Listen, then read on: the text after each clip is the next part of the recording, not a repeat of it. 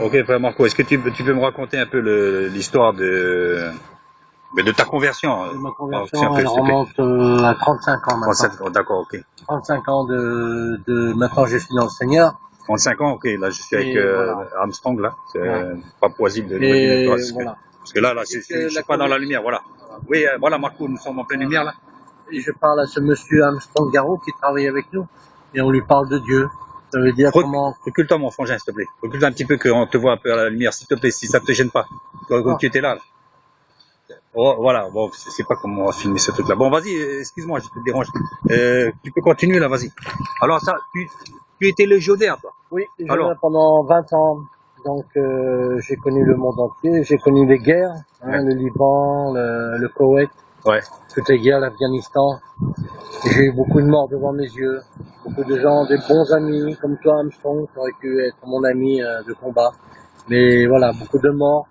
Et quand les gens vont à mourir devant tes yeux, eh ben, il y a les esprits qui les emparent. Ça veut dire le dernier souffle de vie, c'est l'esprit qui vient chercher ton âme. Alors, cet esprit est venu, peut-être que Dieu a permis d'ouvrir les yeux et les oreilles pour comprendre que cet esprit disait, ben, c'est fini pour toi, maintenant tu vas aller dans l'enfer. Tu ne passeras pas par le paradis. Et l'ami, eh ben, il m'a dit comme ça, témoignage. Alors c'est là que je suis parti de cette conviction de dire qu'il y a autre chose que la mort, que l'enfer. Donc c'est à moi d'aller chercher s'il y a la vérité, il y a une vérité quelque part. Sachant que moi je suis non-croyant, je suis athée, j'ai commencé à chercher en Israël, en commençant dans les pas de Jésus. Ça veut dire la reconversion dès sa naissance, Nazareth, le mont Golgotha, le mont des Oliviers. J'ai cherché où il est passé, où il a amené sa parole. Ouais, mais t'as pas été là-bas pour ça, justement. Ça, c'est après par, disons, entre guillemets, le hasard qui a fait que tu as été en Israël. Oui, mais le hasard était bien guidé. Voilà. Parce que Dieu te guide. Si tu cherches, tu me trouves. Exactement. Mais ce qui t'a basculé dans la foi, toi qui étais un athée, qu'est-ce qui t'a fait basculer? C'est cet homme qui mourait devant toi. Oui. Et qui m'a donné cette conviction qu'il y avait autre chose que la mort. D'accord. Qu'il y avait le paradis quelque part. D'accord. Et je le cherchais. Donc, tu étais un soldat de l'ONU, casque bleu. Oui. Et par la suite, tu as été en Israël. Et après, qu'est-ce qui s'est passé en Israël? Et après, j'étais touché dans mon cœur, déjà par le peuple des Juifs. D'accord. Étant donné que Jésus n'est pas reconnu comme le Sauveur. Oui. Il n'est qu'un prophète là-bas sur le sol israélien. Mais moi, j'ai cherché à vouloir aller plus et à connaître la parole de Dieu. Donc, j'ai étudié la Torah pendant 2 ans. La Torah, c'est la lecture de l'Israélite. J'ai appris l'araméen, le peuple de Dieu, la langue de Dieu. Et ça m'a pas suffi. Après, je suis parti dans l'Évangile, Saint Jean, voilà. J'ai cherché les apôtres, pourquoi ils vivaient avec Dieu, pourquoi ils cherchaient quoi.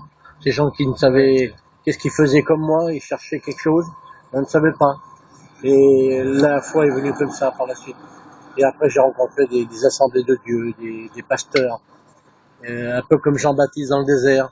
Vous êtes fautifs, reconvertissez-vous. N'attendez pas la mort pour demander pardon à Dieu, voilà. Et ma foi a grandi comme ça.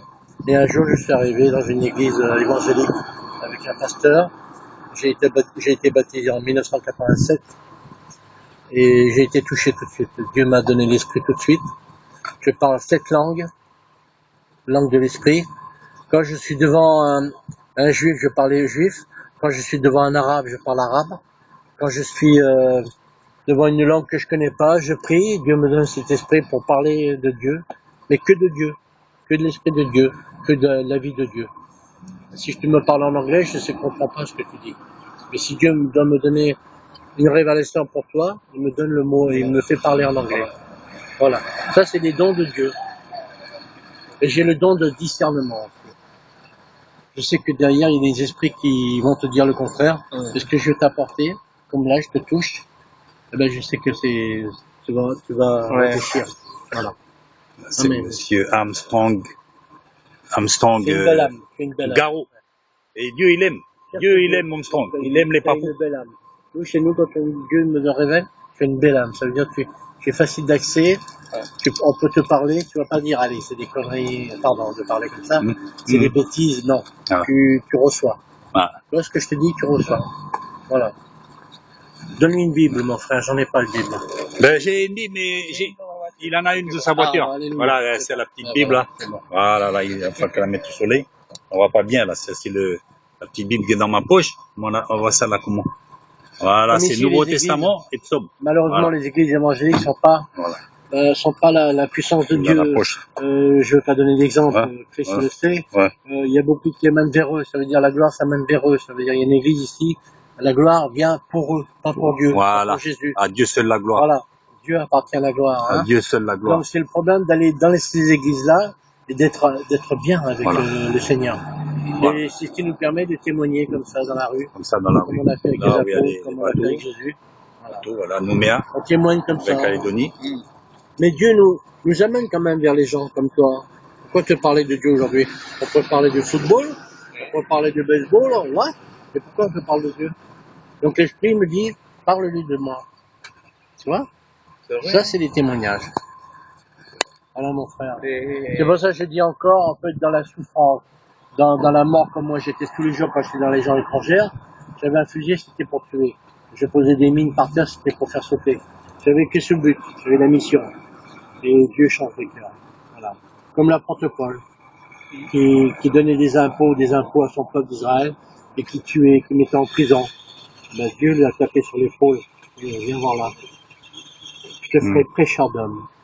Et maintenant, nous sommes venus comme ça. Prêcheur d'hommes. Voilà. Fisher Hoffman. Voilà, mon frère. Merci beaucoup, Marco. Merci pour un petit instant de témoignage ici en Nouvelle-Calédonie. Et tu auras quelque chose à rajouter si nos cœurs et nos pensées pouvaient... Dieu nous fait voir que dans ce monde, les gens de l'extérieur, les gens de ces païens, malheureusement, on peut les appeler comme ça, on voit qu'on a une âme, on a une jolie âme, on a une belle âme. Et les ennemis de Dieu, les diables, les esprits qui sont sur terre, le voient aussi, à travers les méchancetés, à travers le comportement qu'on peut te donner. Tous les jours, c'est le combat. Tous les jours, c'est le combat. C'est le nouveau combat. Les gens sont très méchants, tu le vois, tu sens qu'il y a quelque chose derrière. Nous n'avons pas à lutter contre la chair et le sang. Mais dans le nom de Jésus, voilà, on est gardé, et tout simplement. Et Armstrong, ici, il a quelque chose à dire? Ben, on le bombarde. Merci beaucoup. Hein. Lui, c'est un croyant. Il croit. Alors dis-moi quelque chose. Non, chaque fois, il y a ma mère qui m'appelait de Papouasie. Demandait si j'ai entré dans l'église, j'ai fait quelque chose. T'as vu? Voilà. Mais moi, je m'inquiète pas parce que le Seigneur, il a quelque chose pour toi et puis il t'a touché déjà. Et puis, bonjour à ta maman. Parce que voilà, tu vois, l'appel de Papouasie pour lui demander s'il va dans une église. Gloire à Dieu. Gloire à Dieu. Amen. Merci Seigneur. Bon, ok, on va arrêter là. Puis c'est vrai, comme je peux répéter, nous n'avons pas à lutter contre la chair et le sang, mais contre les puissances des ténèbres, les dénominations, exactement toutes ces choses-là. Et nous-mêmes, on peut rien faire. Mais grâce à Dieu, oui. Là, on peut faire ces choses. Ok. Merci à vous trois là pour ce petit témoignage qui va rentrer sur YouTube. Pour la gloire seule du Seigneur, voilà le ciel bleu. Allez, je vous laisse les amis. Gloire à Dieu.